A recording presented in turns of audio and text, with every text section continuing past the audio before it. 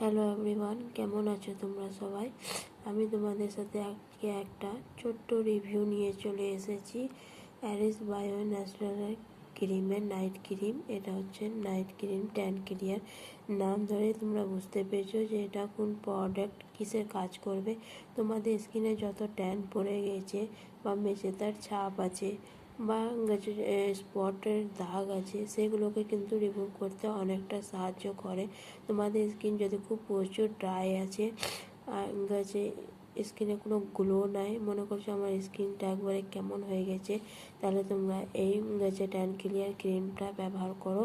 অনেকটাই ভালো, 10 থেকে 15 দিন তোমরা দেখবে অনেকটাই ভালো রেজাল্ট কিন্তু এটা দেয়। এটা নাইটেতে ইউজ করার আছে।